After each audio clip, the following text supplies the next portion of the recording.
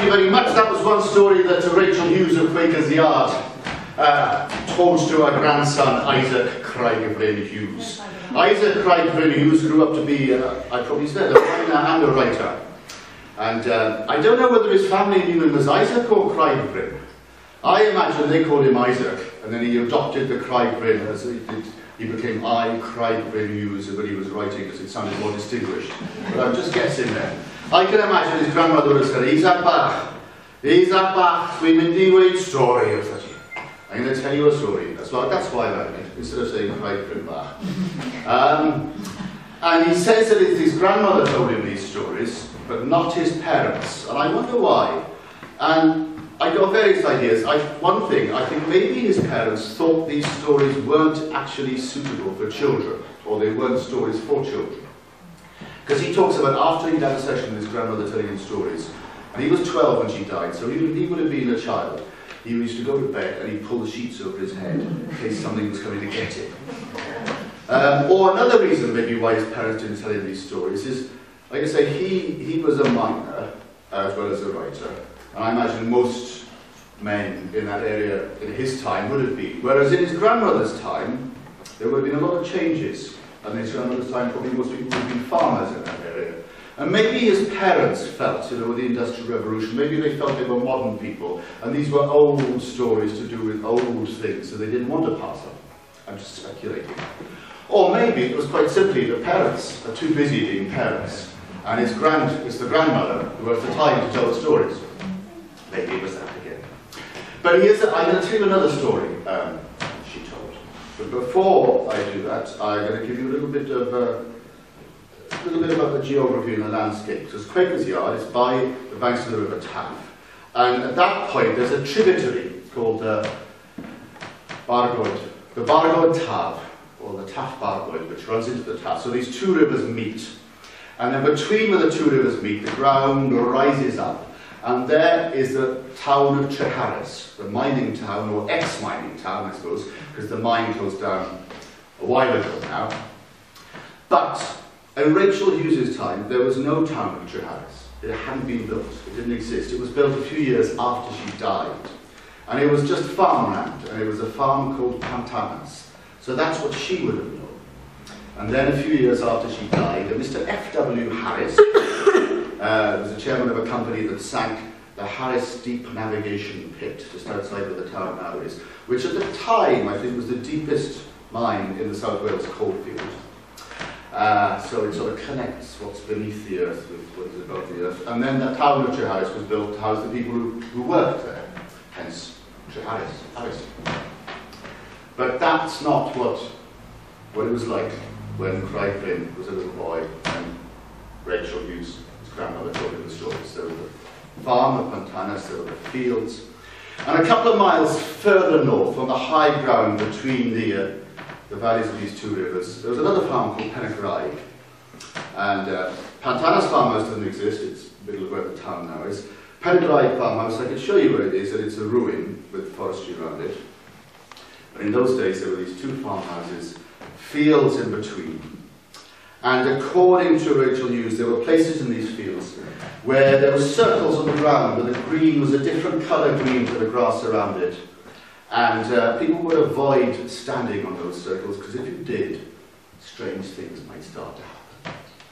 And on moonlit nights, if people walked by, they would hear the Bendith Mama, the Tylwyth Teg, the hidden folk, hear them dancing and singing. And she told him the words to one of their songs, which I've just sung to you.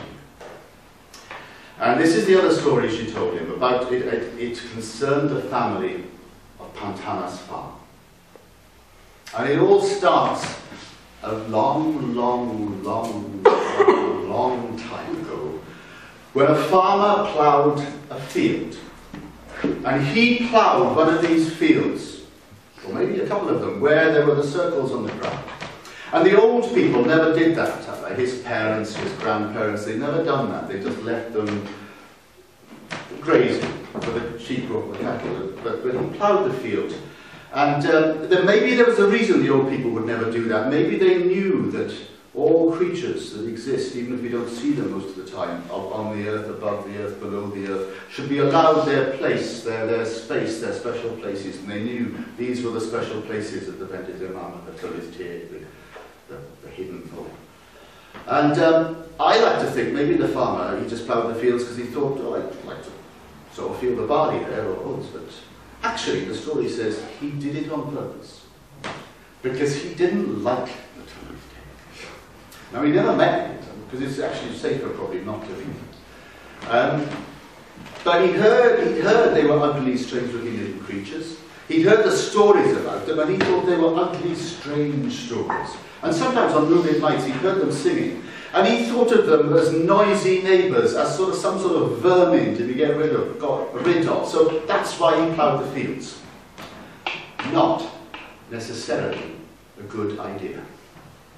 Because doing something like that, it can disturb the sort of spiritual ecology of the place. Anyhow, there he was out with his men and a couple of yokes of oxen and a couple of ploughs. They'd done the job. He was going home, and he felt, that's a good job. Job well done. And on his way home, he encountered a little man, or a little creature in the shape of a man, wearing a red cloak, who pointed a sword at him and said, Dial a thou, amai gersau. Vengeance will come. It is nearby. And the farmer laughed. He turned away. Laughed dismissively. Or at least that's what he would have said. If you asked him afterwards what happened, he would have said, I laughed dismissively. But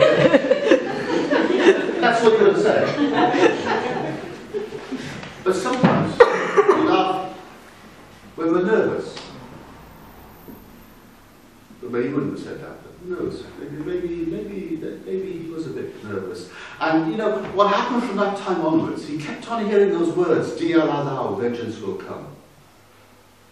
Inside his head, whispering. But it always felt like they were coming from just the other side of somewhere, but close by. So if he was in the house, it sounded like there was a voice in the next room saying, Dia la thou, vengeance will come. Or if he was in the yard, it sounded like there was a voice coming from the cowshed saying, Dia la thou, vengeance will come. Or if he was in the fields, it sounded like the voice came from the other side of a hedge or a dry stone wall, or sometimes it seemed to be coming from the river. But he took no notice of it. And he waited while he sowed his crop, waited for it to grow and ripen. And then when it was time to harvest out, he and his men went to the reapers and they mowed the crop and they brought it back from the barn in the yard, and he went to bed, and then he was sleeping well. Good day's work. But in the early hours of the morning, he was woken by a sound like thunder. And he felt as if the house was shaking, and there was a flickering light outside, and then he looked out of the window and he saw that the barn was on fire. And not only that, the hay rick next to it, all the winter feed for the stock for the winter, it was all burning, it was all water. And he and his men, the men who worked on the farm, they got water wherever they could, but you wouldn't have running water, I mean, there's not much water available. So they'd go down the steep path to the river to get more water, but there was no chance to put it out. No chance. And the next day, well, it was